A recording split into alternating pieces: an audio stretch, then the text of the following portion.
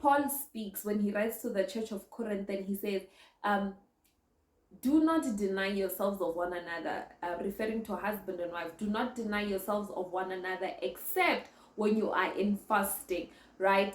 So you in marriage sort of had to, why am I talking about myself in third person?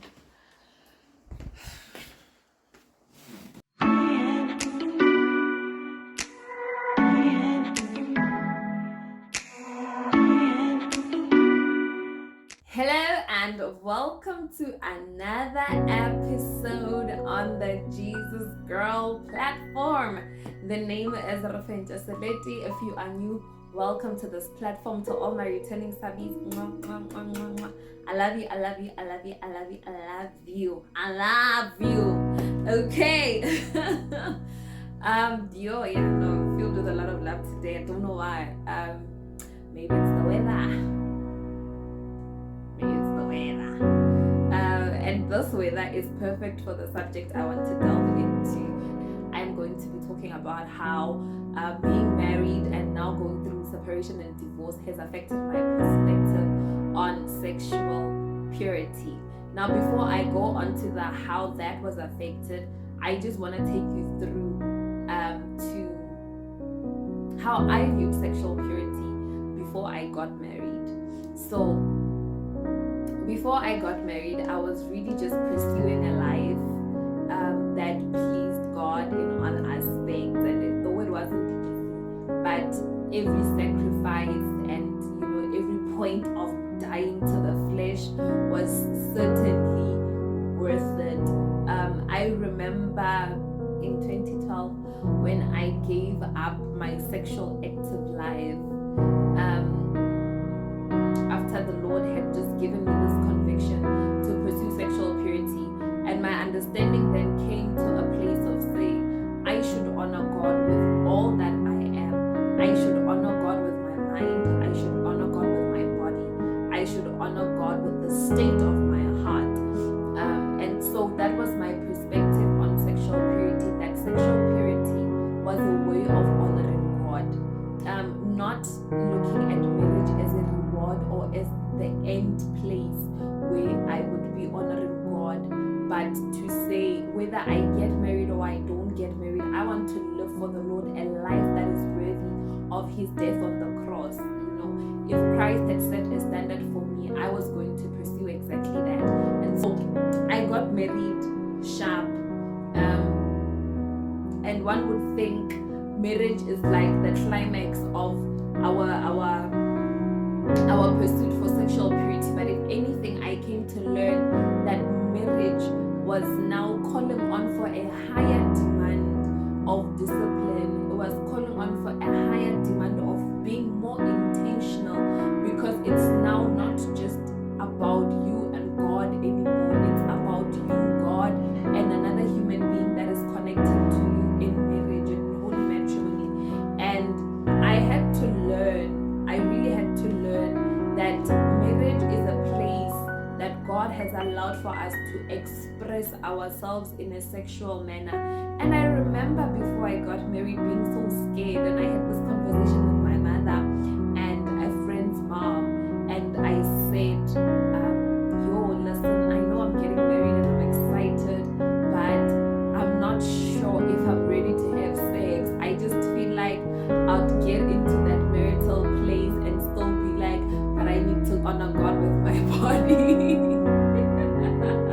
And I know it was a bit weird, because you sit around and you have conversations with other people who are just about to get married, and they're excited about wedding night and they can't wait to meet with their partner for the first time sexually in marriage, and I'm just there freaked out. But I had to learn that this is a space, this is a platform that the Lord grants for us to be able to sexually express ourselves, right?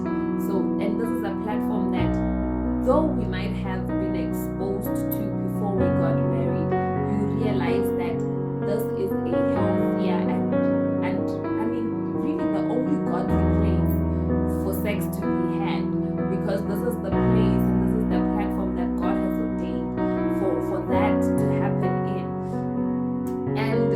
understanding that marriage was a platform where I should liberally sexually express myself, I also had to learn that lust does not stop. Like desire does not stop just because I am married, but desire comes, and it may come even the more simply because now you are more active.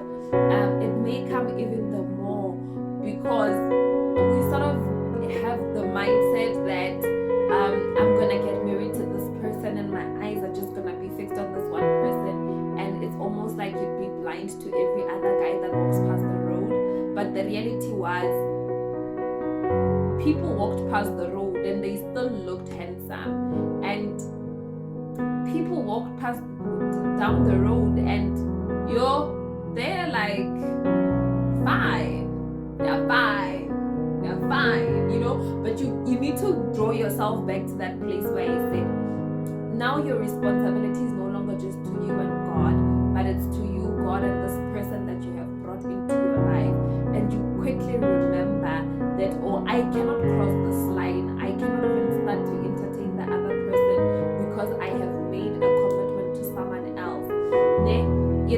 Realizing that marriage does not cure unhealthy or ungodly thoughts, that marriage does not take away ungodly desire, sexual desire, but if anything, you become even more exposed in that setup, and then it calls for your mind to be trained even better in the marital setup. And I think another thing that marriage came with was just the freedom of being myself, the freedom of being myself in a sexual manner, because I'm now in this place where I am governed by God's principles to say, don't worry. It's that, there's that liberty that came with, even if I fell pregnant, I went within the bounds and the rights to fall pregnant, as opposed to if I fell pregnant and I was not married. It would just be another thing altogether. Now, after the decision to separate and divorce, then it's a question of what next.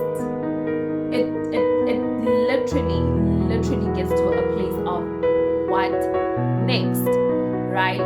So in this what next moment that I had, I had to come to a place of understanding that, listen, sis, you got married, and marriage came with access to some things, and if marriage is no longer what you have, then you have to automatically lose access to other things. And my God, that was a bitter pill to swallow. It was so hard for my mind to comprehend the amount of things that I had to withdraw from, because I was now no longer living in a marital setup and in marital relations to a man. And sexual matters, like sexual relations, was one of the things that I had to learn, that I can no longer be able to express myself sexually because I don't have a partner with whom I am legally bound to express myself.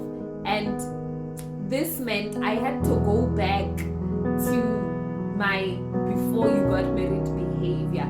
Was it easy? No, it was not easy, because I would still have desire, because I would still feel I want to be hugged, and I want to be caressed, and I want to be held, and I want XYZ to happen, but the reminder would come to mind that yes, this is what the body desires, but the reality is this is what the body cannot have. And because we do not allow the body to rule us, despite how loud and how aggressive the body may get, I had to always shrink and draw myself back to a place of saying, hey sis, you no longer have the right. Hey sis, this is no longer your portion. Hey sis, you can't do this. Listen, in reality, has my perspective of sexual purity in marriage changed? No, it has not changed. Did it change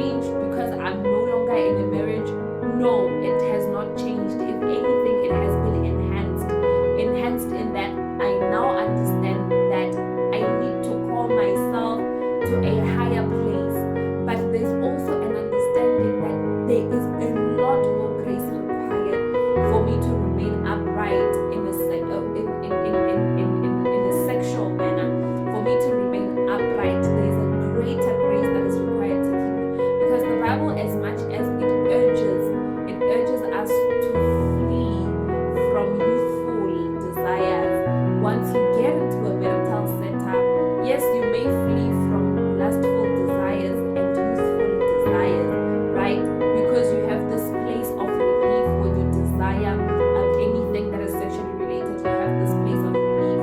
But the question is, how is your state of heart? How is your state of mind when you are using this person you are married to in matrimony as a point of relief? Because you are then not genuinely expressing yourself sexually, but it is that I don't want to be frustrated from the fact that I have a lust. I have a place where I can just let go and let down. But now, the other thing, the Bible also says, in a marriage, let the marriage bed not be defiled. See, the Bible does not just address fornicators. The Bible also addresses adulterers, in that if I was to have sex outside of marriage, or rather sex before I am married, the Bible records me as a fornicator. But now as a married person, there are still limitations that are put to who I can sexually relate to. And the Bible strongly places this boundary, and it says it is the person you are married to in holy matrimony. And therefore, if I was to step outside of my marital bound sexually so, I would be deemed an adulterer. The Bible would still record me as a sinner, because the fact that I am married does not liberate me to have sex with other people who I am not married to. And really, you just get to a place of realizing that God's standard is the same across the board. We just have different privileges altogether. When Paul speaks about sexual matters to the single person, he says, I urge that you would stay single, because when you are single, you are given to the work of the Lord. And then he comes to address those in marriage. He says, but to you who are married, your attention is divided between the work of the Lord and affection to your partner. And so you realize, in both circumstances, I have the privilege to do the work of the Lord. But as a single person who is not married, I have more time to do the work of the Lord, because I do not have a demand on me that I need to fulfill to a spouse.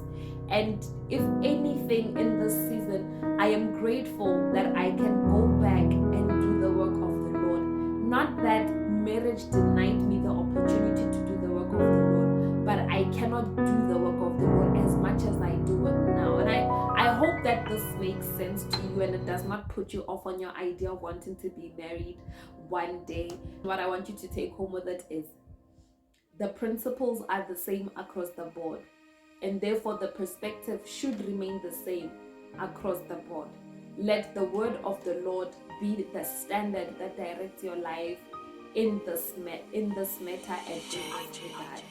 And I just want to make this declaration over the life of anyone who's saying, I'm having a struggle maintaining sexual purity. I just want to make this declaration that the same power that worked in my life many years ago, 7 years ago to be precise, the same power that worked in my life 7 years ago and still operates in my life today, may it be transmitted to you in the name of Jesus. May you receive the same power to walk upright in purity without shame and without feeling pressured, to impress anybody and to fulfill anybody's desire by compromising the conviction that the Lord has laid in your heart. May the Spirit of God always enable you to hold up high the standard that is set out for us by Christ, that one day we may be able to enter heaven, and the Lord will say of us, well done, you good and faithful servant.